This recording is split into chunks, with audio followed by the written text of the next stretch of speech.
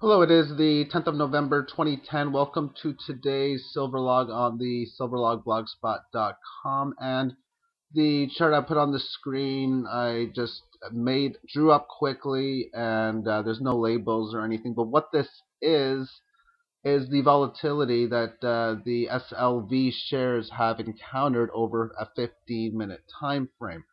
This means the highest it reaches over a 15-minute period from its lows, what percentage it was higher.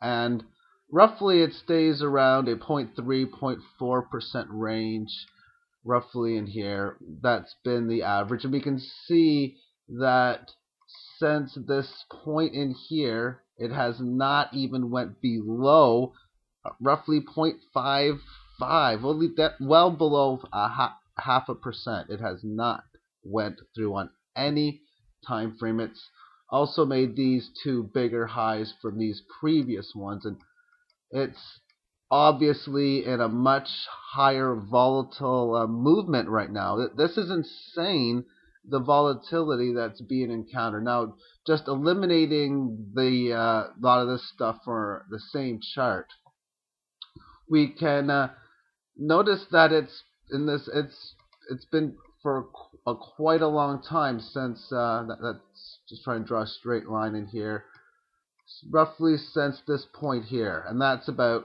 40 50 periods of 15 minutes. And really the last couple of days has the volatility been within this manner. And this is the the 15-minute chart on the silver, which is upwards to 130. On 145, it had a red candle going down below here, because it does look as if this market is looking to break down for another leg lower, most likely towards the uptrend line. If it starts to go down a bit more lower and then reverses, that would be a failed move, because what we are encountering is a break of that support level, meaning if it breaks that trend line and then proceeds higher, that would be a failed move. Oftentimes, when failed moves can create fast moves.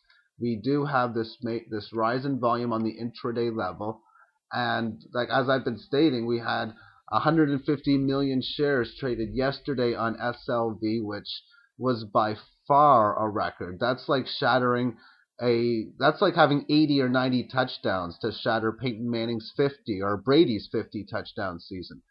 That's how big of a rise in volume that we had. And as far as the volatility that I was mentioning, just by looking at these candles in here and comparing it with these candles, the size difference is so much bigger. That the trend for the market, the biggest noticeable trend, other than it being in a bear run for the last couple of days, is that of massive volatility. So no matter which direction it goes, whether it's to the upside or to the downside, then that's where you would be expecting. For example, if you were playing in any type of options base, if you're looking for any of the calls or puts that are, well, the next week ones, I think it is, that a lot of the cheaper ones, the 20, 30-cent ones where you're going for, say, call options above 29 or put options below here, because of the volatility, the chances that it can make it to those levels rapidly, for that matter, is increased because of it. And for some statistics, when I was talking about the average move is roughly around 1/3, 0.4%, then not even 0.4, but 1/3, we'll say, from the 11 o'clock time frame on the right in here. Since this move, actually the 11 o'clock move probably might have been here. Since this period here, the volatility has been on average 0.77%, which is much higher than the average of 0.3. However, since this point, each one of these candles from top to bottom has averaged 1.29%.